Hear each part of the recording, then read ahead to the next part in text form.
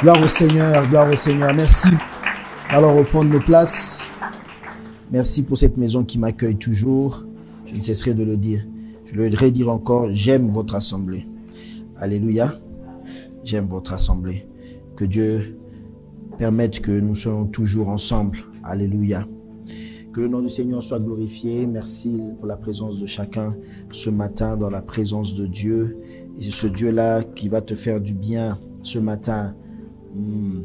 Gloire soit rendue à Dieu. Je vais partager avec vous quelque chose d'important. Donc le thème, ça sera la possession et l'identité. La possession et l'identité. Je crois que pendant un bon moment, et si ce n'est peut-être le thème du mois, nous sommes en train de parler afin que nous soyons préservés du mal. Préservés du mal. Que nous soyons mis à l'abri du mal. Parce que nous savons que nous avons un ennemi qui s'appelle le diable. Et lui, il manque aucune occasion. Ce qu'il veut, c'est de détruire notre foi, détruire notre relation avec Dieu. Et nous vivons dans un monde qui nous expose aux flèches enflammées du diable. Et quelquefois, non seulement ce monde nous expose, mais nous-mêmes, nous nous exposons. C'est ce qui est encore pire. C'est qu'on a déjà un ennemi qui tout le temps nous vise. Nous sommes continuellement dans la ligne de mire de cet ennemi, mais quelquefois nous-mêmes, on vient à découvert, on vient s'abandonner, on vient s'exposer, on vient nous-mêmes entrer dans son champ de tir et on croit que c'est une blague, c'est un jeu, alors que ce n'est pas un jeu. Beaucoup ont laissé leur vie, non seulement leur vie spirituelle, mais même leur vie physique. Beaucoup. Et prenons très au sérieux notre relation avec Dieu. Et prenons très au sérieux la menace qui est autour de nous, qui s'appelle l'ennemi, avec toute son armée des démons et de toute personne qui peut utiliser autour de nous comme des canaux pour essayer de nous nuire plutôt. Alors, et nous allons partager au travers de l'expérience d'une personne dans la Bible. Allons dans Marc. Donc, on parle de la possession et l'identité. Allons dans Marc. Marc 5.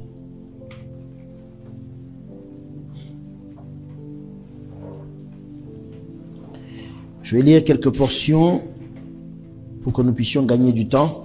Le verset premier, ils arrivèrent à l'autre bord de la mer dans le pays des Gadaréniens. Aussitôt que Jésus fut hors de la barque, il vint devant lui un homme sortant des sépulcres et possédé d'un esprit impur. Cet homme avait sa demeure dans les sépulcres et personne ne pouvait plus le lier même avec une chaîne. Ayant vu, verset 6, ayant vu Jésus de loin, il accourut, donc ce démoniaque, se prosterna devant lui et s'écria d'une voix forte, « Qu'y a-t-il entre moi et toi, Jésus, fils de Dieu très haut? Je t'en conjure au nom de Dieu ne me tourmente pas. » Car Jésus lui disait, « Sors de cet homme, esprit impur. » Verset 9, et il lui demanda, « Quel est ton nom? » « Légion est mon nom, lui répondit-il, car nous sommes plusieurs. Et il le priait instamment de ne pas les envoyer hors du pays. Il pria instamment de ne pas les envoyer hors du pays. C'est la parole du Seigneur. Nous pouvons prendre place. Merci.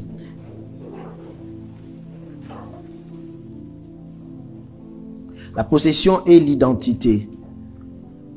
Alors je disais donc, nous sommes tout le temps assaillis par le diable et en fait, si vous voulez, le but du diable, le but des démons, c'est de pouvoir utiliser le corps physique, entrer dans un corps physique et utiliser ce corps physique-là pour détruire la création et pour détruire l'homme surtout.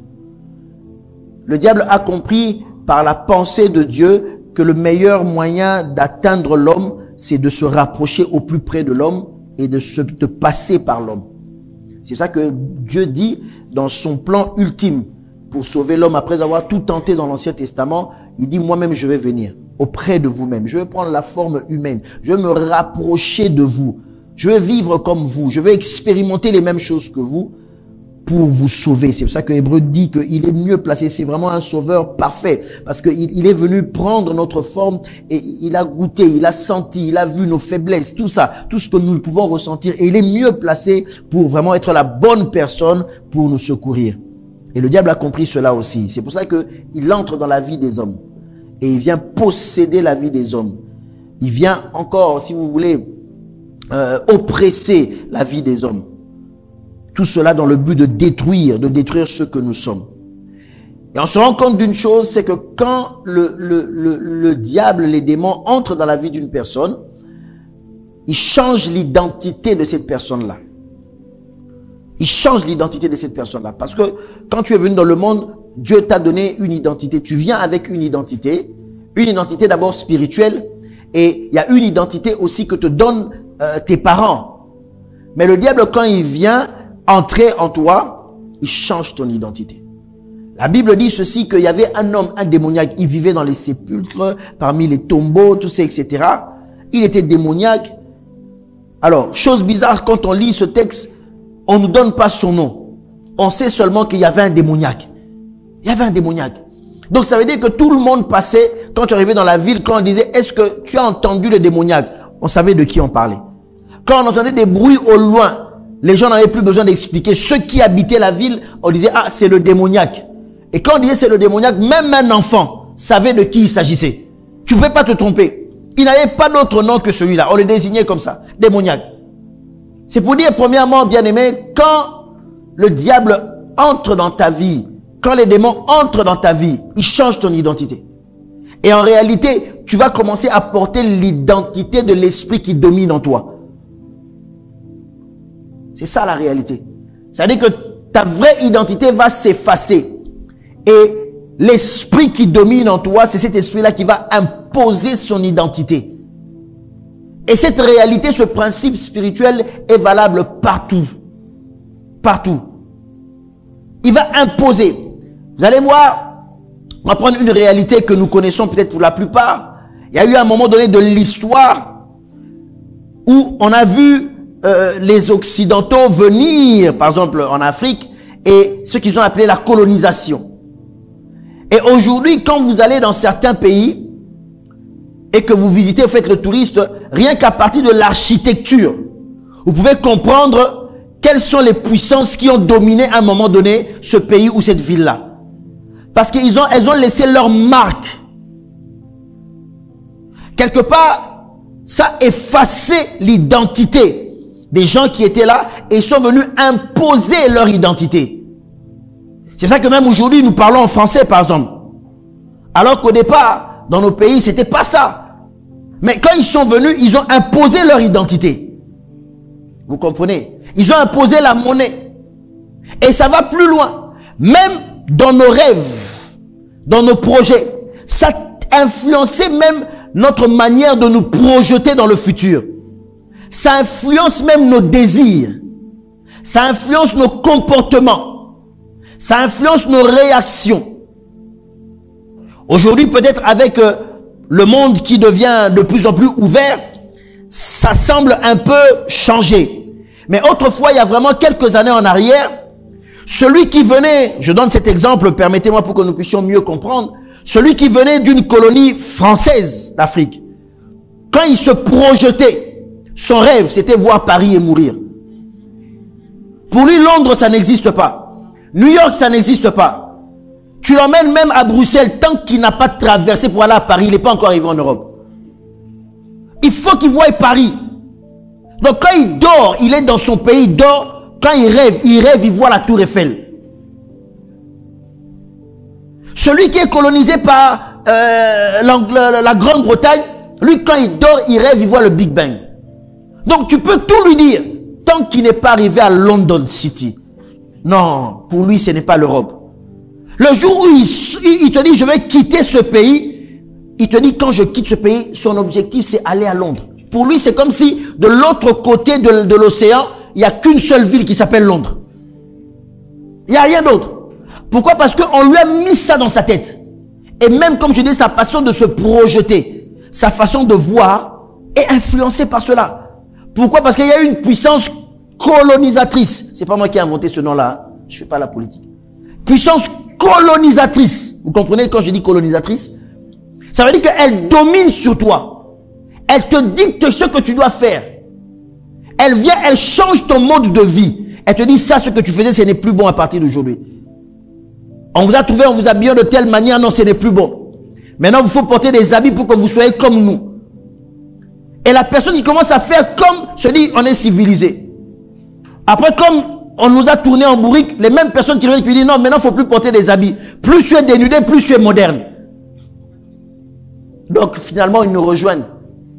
Quand on nous a trouvés, on était bien avec nos rafias. Vous comprenez? C'est pour vous dire cette réalité qui, en fait, est une réalité spirituelle. Et c'est la même chose, bien-aimés. La même chose. C'est-à-dire que ton identité, c'est fini. Ils ont même changé des noms. Vous ne devez plus vous appeler comme ça. Maintenant, il faudrait porter le nom de Jean, Jacques, Micheline, Geneviève. Là, ça fait bien. Là, tu es moderne. Et même toi-même, tu commences à avoir honte du nom qu'on t'a donné. Dis la vérité, c'est quoi le nom que tu avais avant? On va entendre des noms ici, pasteur. Tu entends le nom, tu as peur même, tu dis, aïe, ça c'est quel nom ça? Vous voyez, c'est pour bien aimer, c'est une réalité spirituelle, on ne blague pas avec. Dans la possession, c'est comme une colonisation. Et il vient, il change tout. La preuve, Christ maintenant vient face à cette personne, la personne s'avance, elle parle. Christ dit, sors, sors, sors. L'esprit, oui, mais laisse-moi tranquille, tu es venu pour nous perdre. Ok, d'accord. Christ lui pose la question, quel est ton nom? Quel est ton nom? Bizarrement, la personne dit, Légion. Mais Légion, ce n'est pas ton vrai nom.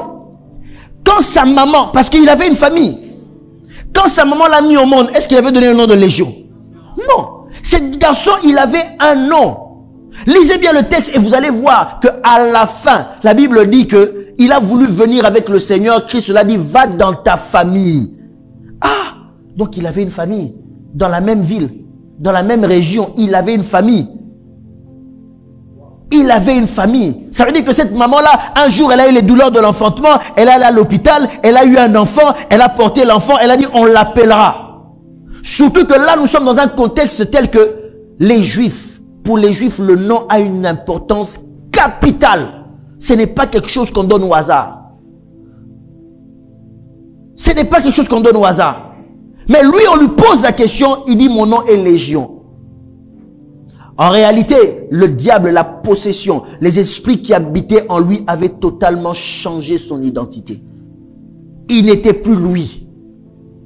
Il avait perdu sa vraie identité. Et il vivait maintenant sous l'identité qu'on lui avait donnée. Mais quand le diable agit dans la vie d'une personne, cette personne travaille sous l'identité que le diable lui donne. Si le diable te donne l'identité de l'impudicité, ta vie deviendra impudicité. Il te donne l'identité du mensonge, ta vie devient mensonge. Il te donne l'identité de la colère, ta vie devient colère. Il te donne l'identité de la vengeance, ta vie devient vengeance. L'identité de la jalousie, jalousie, animosité, animosité. S'il te donne l'identité de la faiblesse spirituelle, tout le temps faiblesse spirituelle. Tu tombes, tu te relèves, tu tombes, tu te relèves, tu tombes, tu te relèves. Dimanche, tu demandes pardon, lundi, tu es dans la même chose. Et puis le dimanche, tu viens encore, pardon, tu pleures tes péchés. Et puis lundi, la même chose. Donc quand tu prends rendez-vous, même quand on voit déjà ton nom, on sait déjà qu'est-ce que tu vas venir confesser. Toi, on sait déjà. On sait déjà. Toi, tu confesses toujours la même chose. On sait. Le diable a changé ton identité, bien-aimé. Est-ce que tu me comprends? Je m'appelle Légion. En réalité, quand Christ est en train de parler à cette personne, Christ avait déjà compris cette réalité. Et quand il lui demandait quel est ton nom, Christ ne demandait pas son nom de naissance que ses parents lui avaient donné. Alléluia. Bien-aimé, les démons comprennent le langage spirituel. Parce que les démons, ce sont des êtres spirituels. Toi, tu joues parce que tu crois que le monde spirituel, c'est un monde avec lequel tu peux blaguer. C'est que tu te tolères des fois certaines bêtises. Mais eux, ils savent exactement ce qu'ils font. Ils connaissent très bien les codes qui régissent le monde spirituel. Mais toi, tu veux t'hasarder dans les choses spirituelles et tu ne maîtrises pas les codes. Ils ont bien compris. C'est pour ça qu'ils n'ont pas laissé cette personne répondre d'elle-même et en donnant son nom. Et ils ont parlé à la place de cette personne en disant nous sommes légion parce que nous sommes nombreux. Et Christ, quand il posait la question, il voulait savoir exactement quelle est l'identité. C'est ça que je parle de la possession et de l'identité. Quelle est l'identité qu'il y a derrière? Il voulait savoir exactement qui est derrière cela. Comme je disais, il avait une famille. Et je ne sais pas comment sa famille vivait cela. à passer, à entendre le bruit. Et il savait que c'est notre frère. Il savait que c'est notre neveu. Je me demande comment ces parents-là faisaient dans cette ville-là, à entendre un homme qui rugissait et de dire, c'est notre enfant. Quand il recevait peut-être de la visite, il disait, j'ai peut-être 5 enfants. On cite le premier, le deuxième, peut-être on saute le troisième. On passe au 4e, au 5e. Où est le 3e? Celui que vous entendez au loin. Imaginez-vous la douleur. Imaginez-vous la souffrance. Mais il n'avait pas d'autre choix. Je ne sais pas à quel âge ça s'est manifesté. Et à quel âge il a dû quitter ses parents. Je ne sais pas comment ça s'est passé. Est-ce que ses parents l'ont chassé parce qu'ils avaient peut-être peur, ou ils avaient honte, ou c'est lui emporté par les démons qui est allé là-bas? Je ne sais pas. Mais une chose est sûre, il était séparé de ses parents. Une chose est sûre, il avait une autre identité, alors que sa famille, avec sa vraie identité, était au milieu de lui. Comment faire? Christ voulait identifier exactement. Comme aujourd'hui, nous voulons savoir exactement qu'est-ce qui se passe et quel est l'esprit qu'il y a derrière. Alléluia. Bien-aimé, tu ne peux pas, comme beaucoup de gens veulent aujourd'hui, aller directement dans le combat spirituel. C'est une bonne chose, c'est biblique, c'est un message biblique, le combat spirituel. Mais moi, j'ai toujours dit, tu veux le combat spirituel, demande plutôt le discernement. Si tu n'as pas le discernement, tu vas te perdre parce que le diable est rusé. Tu ne sauras pas, en fait, qui tu es en train de combattre. Tu vas combattre sans savoir l'identité. Tu vas combattre sans savoir qui tu es en train de combattre. Et toi, tu seras là simplement en train de répéter au nom de Jésus, en croyant que au nom de Jésus, c'est une formule magique. En croyant qu'au nom de Jésus, c'est une formule magique. Non, bien-aimé, au nom de Jésus, ce n'est pas une formule magique. Prends un vol. Peut-être les vols qui vont au Japon, tu es avec plein de Japonais, c'est peut-être, je peux comprendre. Prends un vol qui va en Afrique. Et puis il y a turbulence. Tu vas entendre le nom de Jésus comme tu n'as jamais entendu dans ta vie. Tout le monde au nom de Jésus, même celui qui ne croit pas, au nom de Jésus. Au nom de Jésus, au nom de Jésus. Non, l'avion est juste agité. Ils vont lier les démons. On croit que c'est une formule magique, bien aimé, ce n'est pas une formule magique. Est-ce que tu peux discerner? Si tu n'as pas le discernement, tu ne connaîtras jamais l'identité de ce qu'il y a derrière. Christ a vu ce jeune homme, mais il a compris que ce jeune homme avait déjà pris une autre identité qu'on lui avait donnée, qu'on lui avait imposée. Et cette identité-là qu'il voulait détruire pour qu'il revienne à sa vraie identité initiale. Aujourd'hui, pour avoir la délivrance, il faut qu'on détruise. Il faut qu'on détruise l'identité fausse sous laquelle tu es en train de vivre, qui t'a été imposée par les démons, par les esprits mauvais, par la sorcellerie, par le maraboutage. C'est ça qu'il faut qu'on détruise. Ce n'est pas toi qu'il faut qu'on détruise. C'est cette identité-là qu'il faut qu'on détruise. Alors, pour la détruire, il faut savoir discerner. Discerner. Et là, tu seras efficace. Quand tu verras ton enfant rebelle, cet enfant rebelle, et tu vas te dire, d'autres vont te dire, oui, mais c'est normal, c'est la puberté. C'est pour ça qu'il devient rebelle. Mais si tu as le discernement, tu seras rentré dans ta chambre et prier, tu dis, Seigneur, Seigneur, donne-moi de discerner quel est l'esprit qui veut agir derrière mon enfant. Et quand tu verras ton enfant dans ton cœur, tu diras, quel est ton nom? Quel est ton nom? Parce que je ne reconnais plus cet enfant. Je ne reconnais plus le nom que j'ai donné à mon enfant. Je ne reconnais plus ce nom-là. Alors dis-moi, quel est ton nom, toi qui agis à mon enfant, qui fait qu'il devient rebelle? Cet enfant devient révolté. Cet enfant est derrière la drogue. Quel est ton nom? Je ne reconnais plus mon mari. Ce n'est plus l'homme qui m'a dit oui. Je ne reconnais plus ma femme. Ce n'est plus celle qui m'a dit oui. Alors quand je vois cela, Seigneur, donne-moi le discernement. Donne-moi le discernement. Je ne veux pas seulement me limiter à le disputer. Je ne veux pas seulement le limiter ou bien se limiter à faire palabre. Non. Mais je sais aussi rentrer dans ma chambre, me mettre à genoux et dire, Seigneur, dis-moi quel est le nom de cet esprit qui est en train d'agiter mon mari. Quel est le nom qui a pris une autre identité que celle que je connais de ma femme? Quel est le nom qui a pris une autre identité que celle du couple que nous avons? Et Dieu va te révéler et tu comprendras. Alléluia. Et en ce moment-là, tes prières seront des vraies prières parce qu'elles seront directement orientées, dirigées vers la personne et l'esprit qui est en train d'animer ces choses-là. Tu vas pas gaspiller ton temps. Tu seras en train de prier correctement. Parce que tu sauras qui tu es en train de cibler. C'est ça que la Bible dit. Nous n'avons pas à combattre contre la chair et le sang. La Bible dit nous avons à combattre contre les esprits mauvais dans les lieux célestes. Que Dieu nous donne le discernement.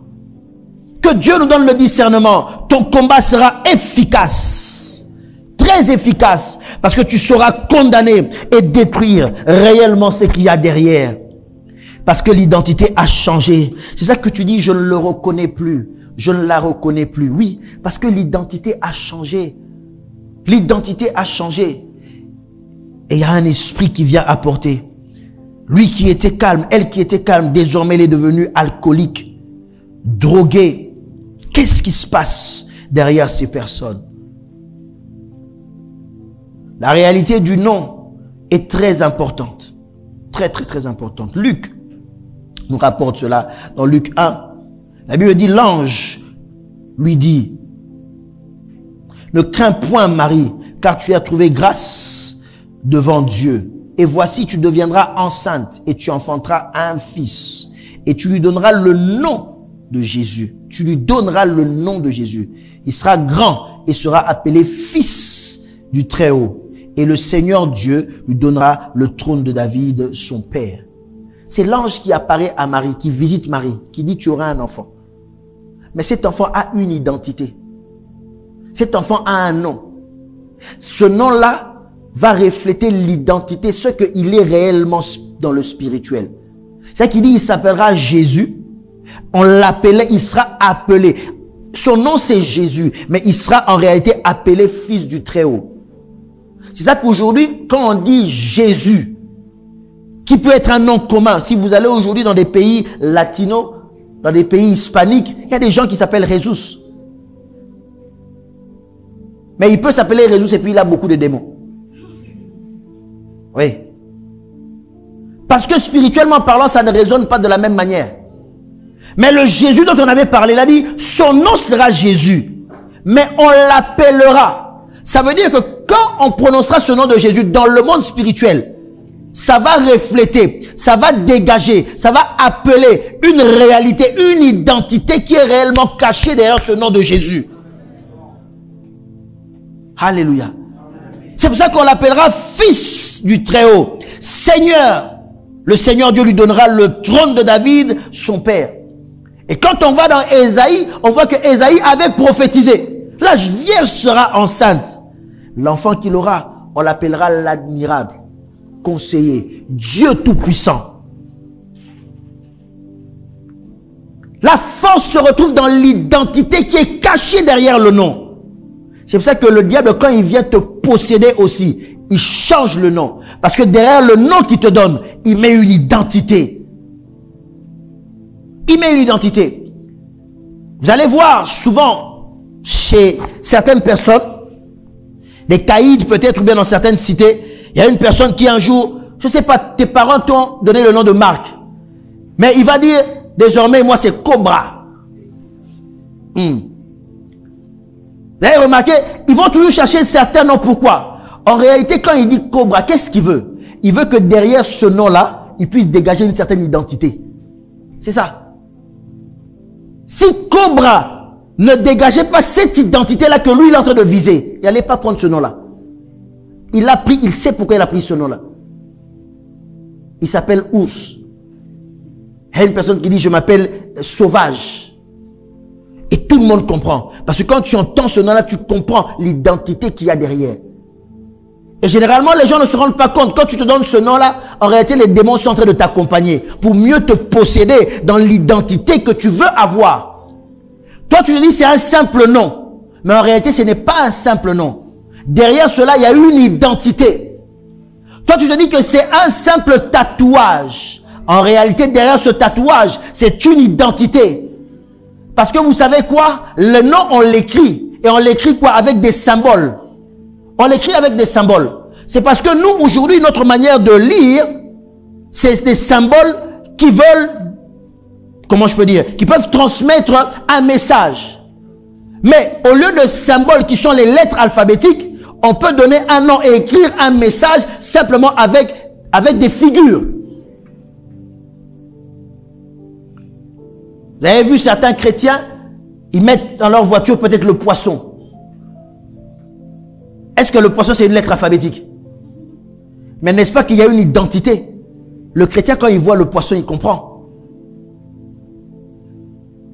Alors toi tu dis non mais pasteur, ce n'est qu'un tatouage. Hein?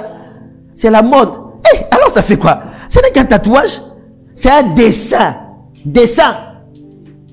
Un dessin. Mais est-ce que c'est que ce dessin-là aussi, ça a un message? Vous voyez les hiéroglyphes, ce n'est pas l'alphabet. Ils vont te dessiner un oiseau, un corbeau, un pain, ou je ne sais pas moi quoi, une pomme, ou je ne sais pas moi comment c'est. Mais ceux qui ont compris, qui ont décodé, ils arrivent à lire. Simplement à travers des images. Ils lisent tout un message. Tout un message. Tu vas dire, ce pasteur-là, il commence à nous interdire des tatouages. Moi, je suis en train de prêcher. Est-ce que moi, j'ai dit ici, il ne faut pas faire un tatouage? Est-ce que j'ai dit, il faut faire? Mais moi, je suis en train de prêcher que celui qui a des oreilles pour entendre. On se comprend, hein? Oh non, ce n'est qu'un simple dessin. Oui, mais attention. Quelle est l'identité qu'il y a derrière? Fais très attention. Quelle est l'identité? Ce nom-là dégageait quelque chose. C'est pour ça qu'aujourd'hui, quand tu dis au nom de Jésus, les démons comprennent. Comprennent. Qu'est-ce que ça veut dire? Toi, tu ne comprends pas encore. Mais eux, ils comprennent. Fais attention à l'identité. Quel nom tu te donnes? Pour faire beau. Oh, sur Internet, la coquine. Ah, la coquine. Il y a des noms pasteurs, des fois tu lis, tu dis waouh. Mais toi, qu'est-ce que tu veux finalement? Est-ce qu'on peut te prendre au sérieux avec un nom pareil? Est-ce qu'on peut te prendre au sérieux avec un nom pareil? Tu seras étonné que tu es en train d'attirer l'esprit d'impudicité toi-même. Toi-même, tu es en train de... La séduisante. Hein? La séduisante. La confiture qui séduit. Donc, tu n'as pas... Seigneur. Seigneur. Non, mais je vous dis des choses. Je n'invente pas. Des fois, tu lis, tu dis, mais est-ce que la personne comprend ce qu'elle est en train de dire? Est-ce que la personne... Et encore, j'évite de dire certaines choses, ça paraîtrait vulgaire même. J'évite de dire certaines choses, ça paraîtrait vulgaire. Mais il dit, non, ce n'est que mon nom, mon avatar, ce n'est que mon nom de code. Ah oui? Mais derrière tout ça, quel esprit tu es en train d'attirer dans ta vie? Quand une personne lit cela, quelle pensée ça fait monter dans son cœur vis-à-vis de toi ou par rapport à toi? Dis-moi. Toi, pour toi, ce n'est qu'un nom. Et puis tu vas t'étonner que tu n'attires que des escrocs. Tu n'attires que des menteurs. Tu vas t'étonner. Tu te compliques la vie pour rien. Tu te compliques vraiment la vie pour rien. Alléluia. Fais attention. Parce que derrière cela, l'identité et la possession, c'est lié. Tu peux ouvrir des portes par rapport à cela. Et le diable vient changer. Il vient changer toutes ces choses-là. Dieu nous bénit. C'est ça que la Bible dit, que nous avons un nom que Dieu seul connaît. Alléluia. Et c'est là où est cachée notre destinée, notre relation avec Dieu. Car Dieu, quand il nous voit, il nous connaît. Il dit, quand tu étais encore une masse, je te connaissais. Tes parents ne t'avaient pas encore donné un nom. Je te connaissais. C'est ça que j'aime. La Bible dit que quand Jean le Baptiste est né, alors qu'ils étaient en train de tergiverser sur le nom, ils ont dit non, on va lui donner tel nom. Parce que dans la famille, on connaît ce nom-là.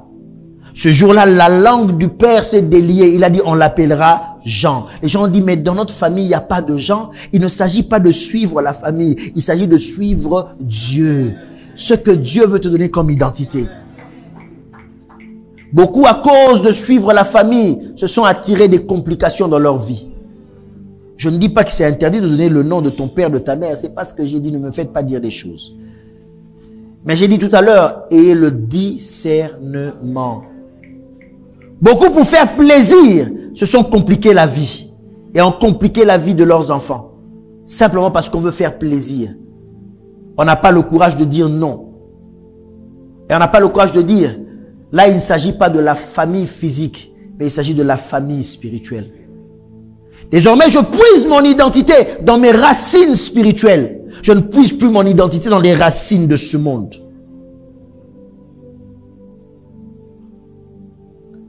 Et c'est comme ça que les choses pourront changer et que tu pourras éviter les pièges du diable. Et la Bible dit que quand l'enfant est né, on lui a donné ce nom. La Bible dit, on lui a donné le nom, j'aime bien, on lui a donné le nom que Dieu avait donné avant même qu'il naisse, avant même qu'il soit conçu. Dieu avait déjà réservé ce nom-là. Alléluia. Plaise à Dieu que tu retrouves la vraie identité. La vraie identité. Je ne sais pas quel est le nom que tu portes. Je ne sais pas quel bagage spirituel a ce nom-là, bon ou mauvais, peu importe. Moi, ce que je veux et ma prière, c'est que tu retrouves le nom que Dieu t'a donné avant même que tes parents ne pensent à te concevoir. Avant même que tes parents ne se rendent compte et qu'ils aient le désir de faire un enfant. Le nom que Dieu avait pour toi. J'aimerais que tu retrouves cette identité-là. Afin que ce soit Dieu qui domine dans ta vie, qui règne dans ta vie et que ça ne laisse pas place aux démons, que ça ne laisse pas place aux esprits impurs, que Dieu puisse te diriger. Ce nom physique qu'on nous donne, comme je disais, peut porter beaucoup de fardeaux. Mais Dieu nous bénit par le nom spirituel qui vient remplacer. Alléluia. Qui vient remplacer. Un jour, dans Genèse 32, un homme s'appelait Jacob. Genèse 32, 27. Et la Bible dit, il a lutté avec un ange qui était venu. Ils ont lutté. Et à la fin, il ne voulait pas lâcher. L'ange, la Bible dit, le frappe à l'emboîture de la hanche. Bien qu'en train de boiter, il tient ferme. Il dit, je ne te lâcherai pas que tu m'aies béni. L'ange était tellement fatigué, il lui dit, quel est ton nom? Vous comprenez?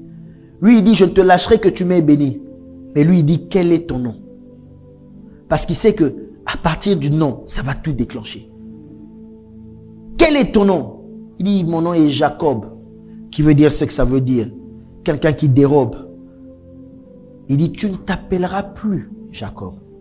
On t'appellera Israël. Alléluia. Et j'aime, vous savez, Dieu ne fait rien au hasard.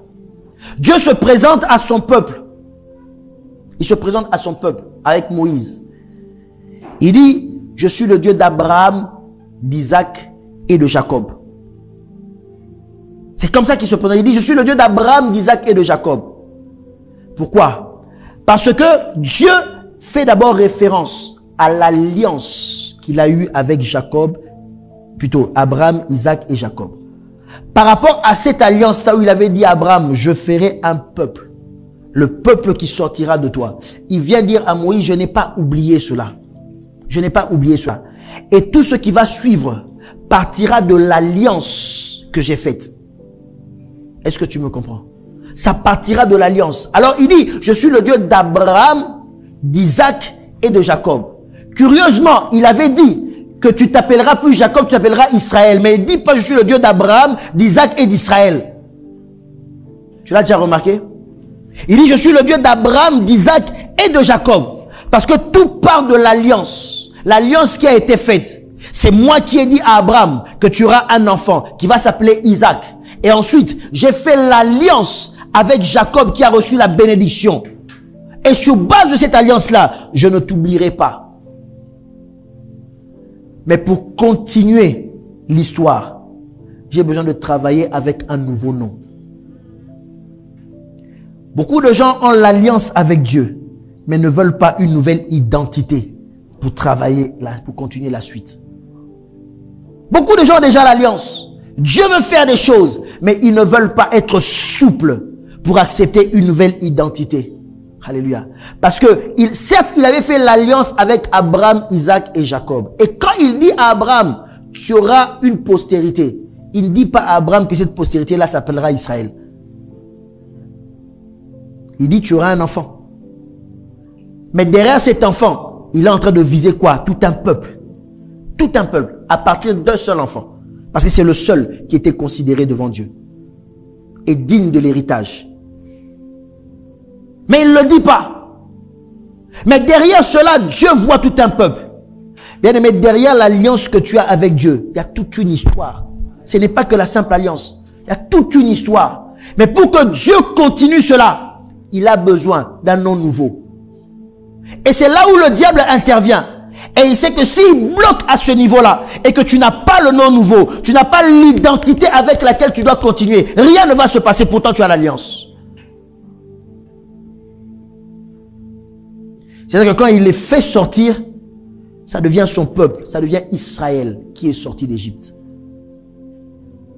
Le Dieu d'Abraham, d'Isaac, de Jacob est venu faire sortir Israël d'Égypte. Et le peuple, ça devient Israël.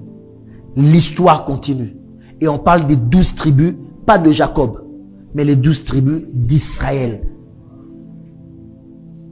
Bien-aimé, transmets même aux générations futures l'identité spirituelle que tu as avec Dieu. C'est ainsi que la bénédiction de Dieu ira de génération en génération. Ça va passer à travers le nom, à travers l'identité. L'alliance est déjà là, mais il faudrait que ça soit transmise au travers l'identité de Dieu. Et le diable, quand il vient, il bloque. Il vient posséder afin qu'il change cette identité-là pour que tu sois totalement bloqué. Alors revenons à ce jeune homme. La Bible dit par la suite, quand vous lisez à la fin de ce texte, la Bible dit, comme je l'ai évoqué tout à l'heure, il vient et dit à Christ, moi je veux marcher avec toi. Moi je veux rester avec toi, je ne veux plus. Et Christ lui dit non, rentre, va dans ta famille. Et commence à leur parler du Seigneur. Et la Bible dit, il est devenu un grand prédicateur dans toute la Décapole. Mais avant cela, écoutez ce qui s'est passé. Quand il a commencé à supplier le Seigneur, je vais essayer de retrouver rapidement ce texte. Quand il a commencé, à supplier le Seigneur pour qu'il puisse rester avec lui, la Bible dit, ceux qui au verset 15, oui, au verset 14, ceux qui les faisaient paître s'enfuir et répandirent la nouvelle dans la ville et dans les campagnes. Donc, ils sont allés dire que ce démoniaque était sauvé et qu'il y avait des esprits qui étaient entrés dans des pourceaux qui ont été précipités dans la mer. Ces gens allèrent, alors les gens, écoutez bien, les gens allèrent voir ce qui était arrivé. Ils vinrent auprès de Jésus et ils virent le démoniaque qui avait la légion, assis, vêtu de bon sens. Et ils furent saisis de frayeur. Ils sont venus voir le démoniaque. Eux, ils sont venus pour voir ce démoniaque qui avait été guéri, qui avait été sauvé. Alléluia. Et quand ils viennent, ils constatent qu'il a été totalement guéri. Il a été totalement sauvé. Dieu est passé par là. Dieu a changé son identité. Et il était vêtu de bon sens. Tout était normal. Vous comprenez? Alors si on fait l'examen, on se dit une chose. Donc, on va mener notre petite enquête. Donc ça veut dire que depuis tout ce temps, le jeune homme qu'on voyait en train de se faire des mortifications, de se scarifier, ce jeune homme qu'on voyait en train de crier, ce jeune homme qui habitait parmi les sépulcres, je ne sais même pas qu'est-ce qu'il mangeait, qui était sale, ce jeune homme qui ne faisait que crier, ce jeune homme dont tout le monde avait peur. Donc en réalité, depuis tout ce temps-là, derrière cette sale identité-là, se cachait un jeune homme qui pouvait être de bon sens, bien habillé et propre. Vous comprenez? Quel gâchis depuis toutes ces années. Quel gâchis depuis toutes ces années. En réalité, cet homme était capable d'avoir la raison, de parler de ce mot. En réalité. Mais depuis toutes ces années, il vivait le contraire de ce qu'il était réellement. Depuis combien d'années tu vis sous la mauvaise identité? Le diable est en train de gâcher. Derrière ce jeune homme qui est en train de se droguer, il y a peut-être une personne qui peut être de bon sens, vêtu, tiré à 4 épingles. Derrière ce mari qui n'arrête pas de battre sa femme, qui n'arrête pas de créer des problèmes, il peut avoir il se cache un bon père de famille. Derrière cette prostituée qui est en train de se prostituer, cette jeune fille qui est en train de se prostituer pour l'argent et beaucoup de choses. Mais en réalité, il se cache une mère de foyer qui est capable de tenir son foyer avec des enfants. Derrière cet avorton qu'on a jeté à la poubelle. Derrière cet enfant qui a été avorté, qui finit dans les poubelles des hôpitaux. Dans les poubelles même certaines fois clandestins de certains quartiers. Le matin on retrouve des bébés jetés à la poubelle. Mais en réalité, derrière ces avortons-là, c'est peut-être un PDG.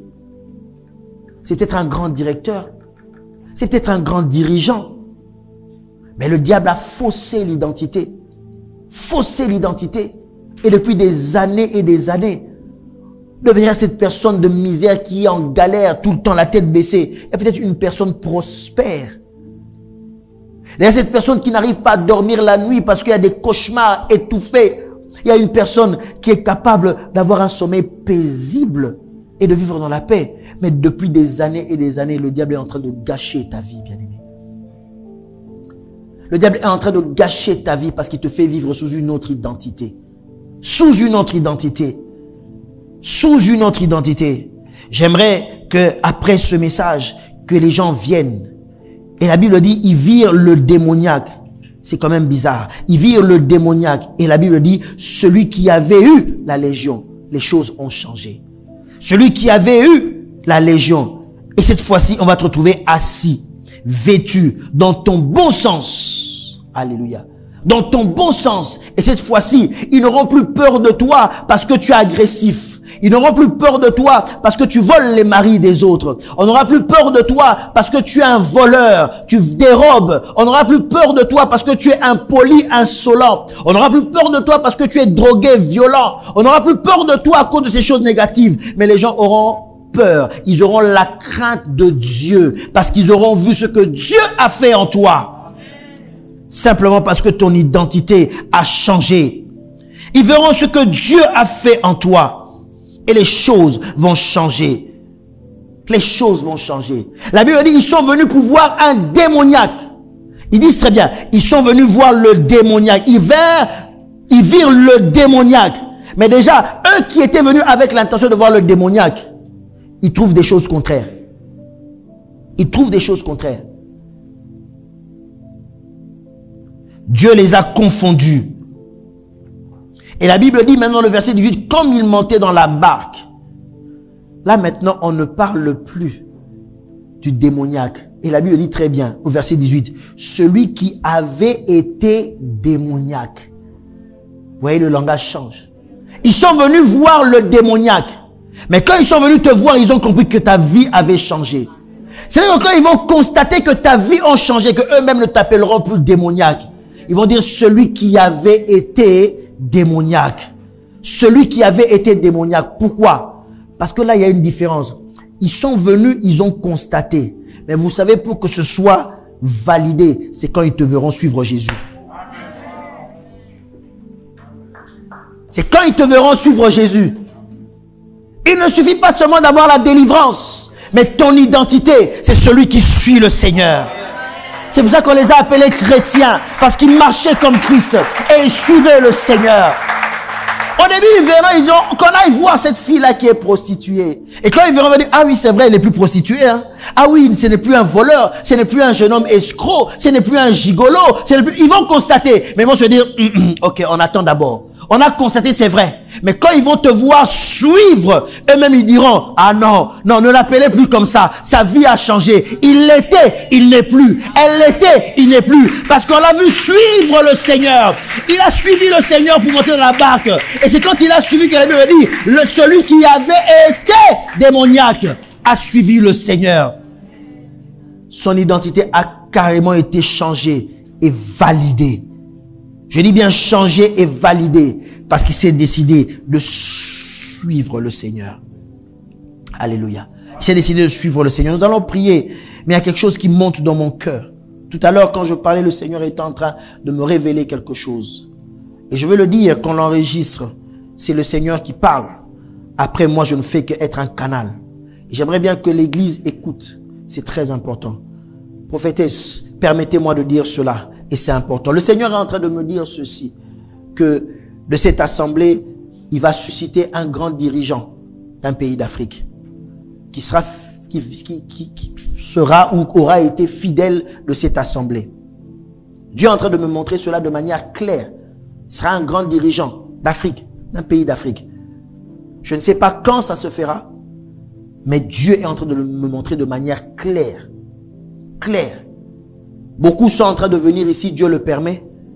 Ils seront formés et beaucoup d'élites dans le futur. À cause de ceux qui reçoivent ici.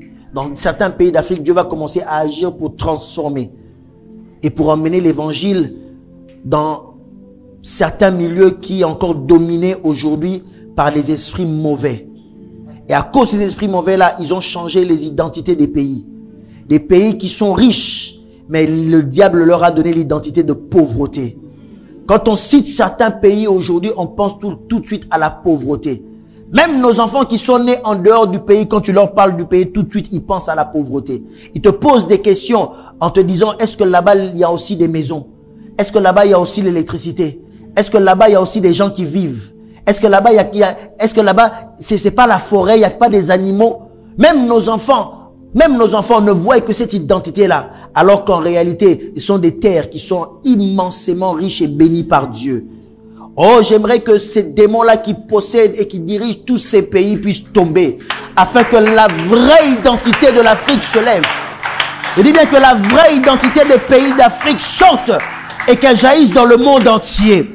Et pour cela, Dieu va utiliser beaucoup qui vont rentrer dans leur pays. Et à cause de la base chrétienne que vous aurez reçue ici, Dieu va vous utiliser. Je vois une personne qui va être élevée dans une grande institution d'Afrique. Grande institution. Je suis en train de voir une banque peut-être africaine, une grande institution en tout cas, africaine. Il va avoir une très grande responsabilité. Très grande responsabilité.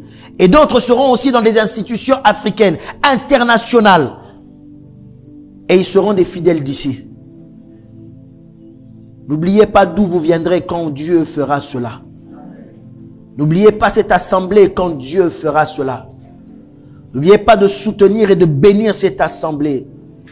N'oubliez pas de revenir au pied de vos pères spirituels en ce lieu, de vos parents spirituels en ce lieu, pour avoir le conseil. Car là où Dieu va vous emmener avec ses responsabilités, ça ne sera pas facile.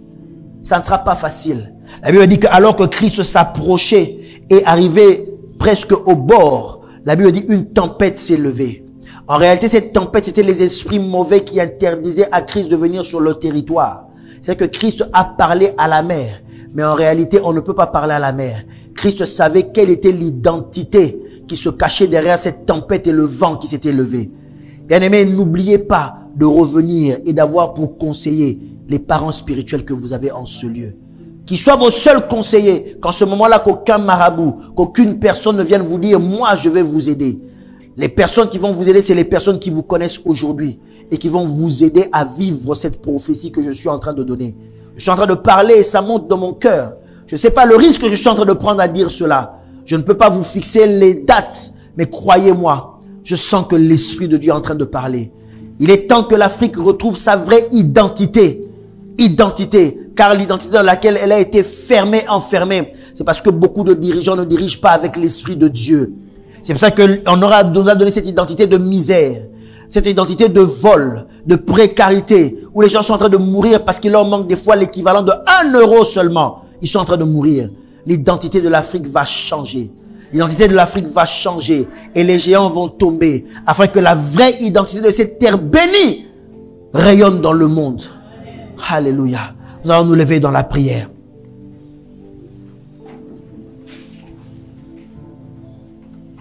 J'aimerais qu'on nous entonne un chant.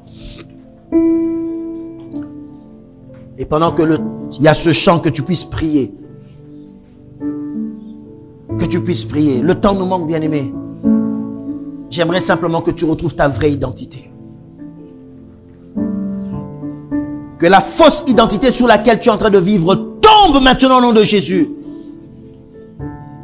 Que cette fausse identité tombe maintenant. Tu vis dans l'angoisse. Tu as tout le temps peur de tout et de rien. Toi-même, tu es surpris. Tu ne sais pas d'où vient cette angoisse. Mais tu es chaque fois pris par des crises d'angoisse. Que cette identité tombe au nom de Jésus. Au nom de Jésus. J'ai dit que cette identité tombe maintenant au nom de Jésus. Bien-aimés, ne soyons pas distraits, l'esprit est en train d'agir. J'ai dit que cette identité tombe au nom de Jésus. Alléluia.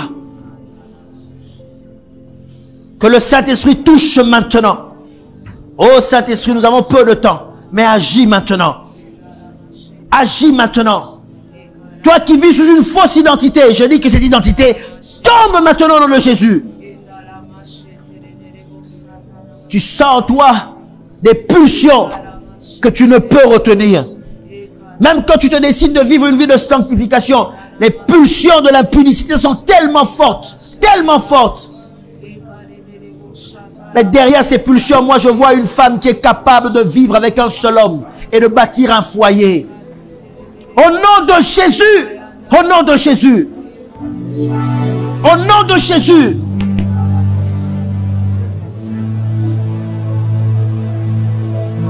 Ne suis pas la tentation. Parce que tu as des propositions claires où des membres de la famille veulent t'initier dans l'occultisme. Et on te dit que tu as été préparé pour cela.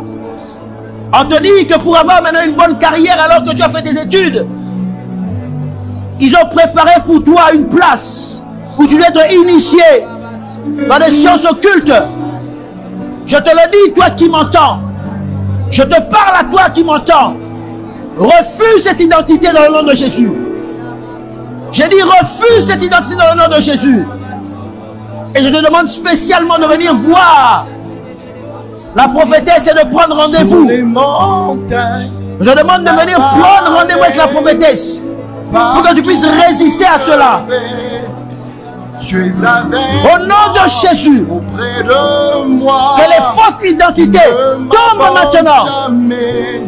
Tombe maintenant et qu'on retrouve des personnes vêtues remplies de bon sens. Vêtues remplies de bon sens. Au nom de Jésus. Au nom de Jésus. Au nom de Jésus.